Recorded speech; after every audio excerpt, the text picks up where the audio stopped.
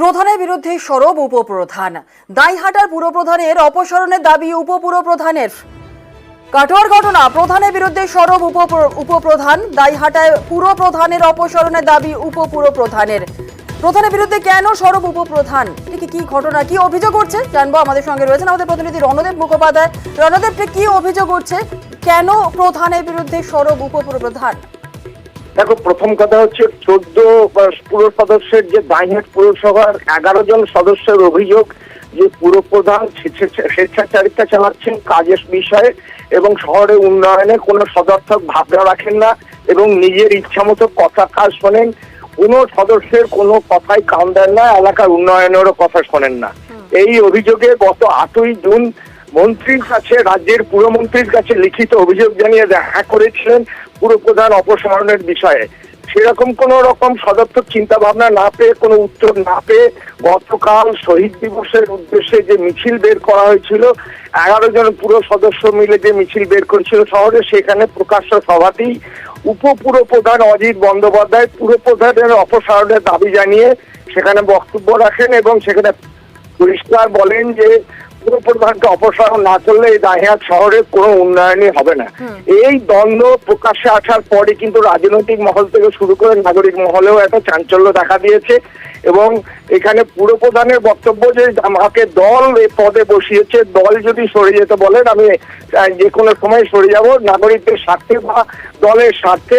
পুরপ্রধানের এই বক্তব্যের পরে কিন্তু তৃণমূলের জেলা সভাপতি রবীন্দ্রনাথ চট্টোপাধ্যায় পরিষ্কার জানিয়ে দিয়েছেন এটা কোনো গোষ্ঠীদ্বন্দ্বের বিষয় নয়, এখানে কোনো রকম একটা অঘটন কিছু যাতে না ঘটে সেটাও আমরা নজর রাখছি।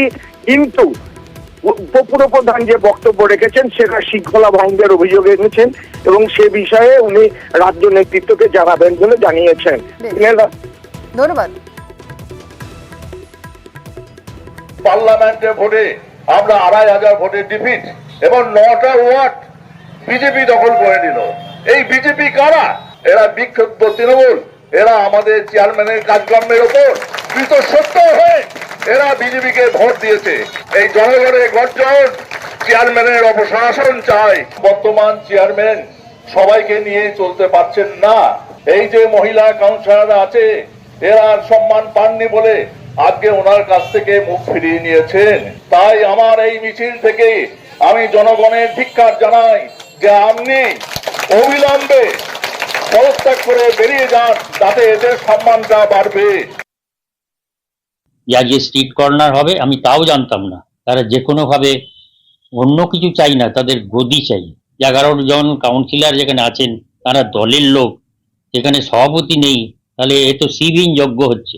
বর্তমান সময় এইরকম ছবি আসা উচিত না কখনো। ওনারা অপসারণ চাইতেই পারেন। দল আমাকে নিযুক্ত করেছে, সভাপতির কাছে সমস্ত কাগজ জমা দিয়েছি, তিনি নিশ্চয়ই সঠিক জায়গায় সেগুলো দেবেন। পরেই প্রমাণ হবে যে কে ঠিক কে। যদি আমার জন্য দলের ক্ষতি হয় আমি একেবারে সঙ্গে সঙ্গে চলে যাব। যারা এটা করছেন তারা দলীয় শৃঙ্খলা ভঙ্গ করছেন। অজিতবাবু যিনি উপপৌর প্রধান আছেন এখনো, তিনি বিভিন্ন রকমের বক্তব্য রাখছেন। দলের সংগঠনকে বাদ দিয়ে ব্যক্তি স্বার্থ রক্ষা করার জন্যই তারা এগুলো করছে।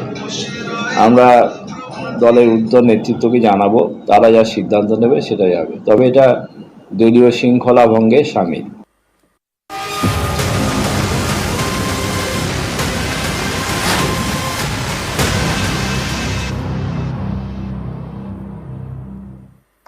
ভোটের পর আবার ভোট। লোকসভা ভোটের পর এবার বিধানসভা ভোট। 4 বিধানসভা কেন্দ্রে উপনির্বাচন। কোথায় কার পাল্লা ভারী, কে করবে বাজিমাত? নজরে রায়গঞ্জ বিধানসভা কেন্দ্র।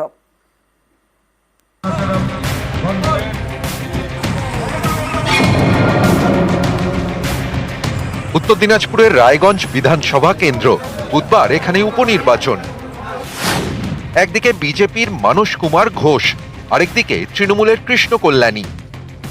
21-এর ভোটেই রায়গঞ্জ বিধানসভা থেকেই জিতেছিলেন কৃষ্ণ কল্যাণী বিজেপির টিকিটে। পরে যোগ দেন তৃণমূলে, ইস্তফা দেন বিধায়ক পদে।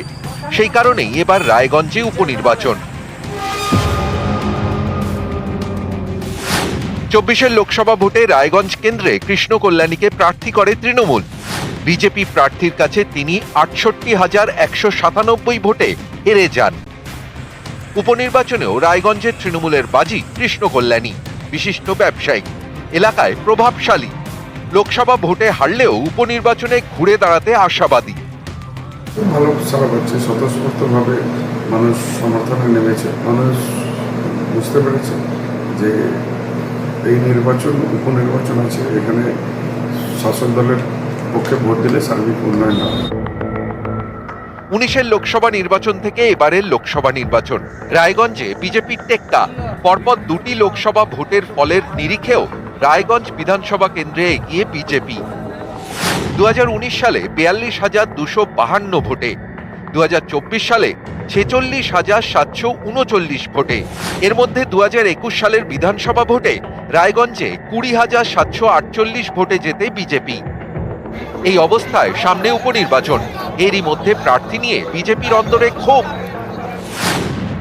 বিজেপির প্রার্থী মানস কুমার ঘোষ একসময় তৃণমূল করতেন। 2018 সালে তৃণমূলের টিকিটে রায়গঞ্জ পঞ্চায়েত সমিতির সদস্য হন, পঞ্চায়েত সমিতির সহ সভাপতিও ছিলেন। গত বছর পঞ্চায়েত ভোটের আগে বিজেপিতে যোগ দেন মানস। তাকেই এবার উপনির্বাচনে প্রার্থী করেছে বিজেপি। প্রার্থী ঠিক হতেই পদত্যাগ করেন বিজেপির উত্তর দিনাজপুরের জেলা সভাপতি বাসুদেব সরকার, যদিও তার পদত্যাগপত্র নেতৃত্ব গ্রহণ করেনি। উপনির্বাচনে বিজেপি প্রার্থীর হয়ে প্রচারে নামেন বাসুদেব। অনেকেই বলছেন ঘরের সমস্যা মেটাতে পেরেছেন মানস, এরপর সমস্যা শুরু হয়েছে বাইরে। রবিবার তার বিরুদ্ধে বিক্ষোভ দেখানো হয় রায়গঞ্জ রাজবাড়ির সামনে, রাস্তায় টায়ার জ্বালিয়ে চলে বিক্ষোভ। অভিযোগ, পঞ্চায়েত সমিতির সহ সভাপতি থাকার সময় বড়সড় আর্থিক দুর্নীতি করেছেন মানস কুমার ঘোষ। শ্মশানের উন্নয়নের জন্য বরাদ্দ 10 লক্ষ টাকা আত্মসাৎ করেন। মানস ঘোষ সম্বন্ধে অনেক লোক অনেকভাবে জানতেন না। একের পর এক দল বদলিয়ে ওখানকার টাকা ফাঁক করে এলো তৃণমূল কংগ্রেসে, কিষাণ মান্ডির টাকা, পঞ্চায়েত সমিতির টাকা, টোটাল টাকা ফাঁক করে যখন দেখলো আর খাওয়ার কোনো জায়গা নেই, উনি বিজেপিতে আসলেন। নির্বাচনী লড়াইয়ে আমার সাথে পেরে উঠছে না, জনসংযোগে আমার সাথে পেরে উঠছে না, তাই এখন একটা রাস্তা উনি নিয়েছেন। 2018 থেকে 23 সাল অবধি ছিলাম, 18 থেকে 23 সাল অবধি তৃণমূল কংগ্রেসের মনে পড়েনি। 2024 সালে নির্বাচনের 3 দিন আগে মনে পড়েছে যে দুর্নীতি হয়েছে। বিজেপির এই গড় বিজেপিরই থাকবে, জেতার ব্যাপারে আমরা 100% আশাবাদী। তৃণমূলের প্রাক্তন পঞ্চায়েত সমিতির সদস্য এখন বিজেপির প্রার্থী, আর প্রাক্তন বিজেপি বিধায়ক তৃণমূলের প্রার্থী। এ নিয়েই জমজমাট রায়গঞ্জের উপনির্বাচন। বুধবার রায় দেবে রায়গঞ্জ, ফল ঘোষণা শনিবার। রায়গঞ্জ থেকে মুক্তা সরকার, নিউজ 18 বাংলা।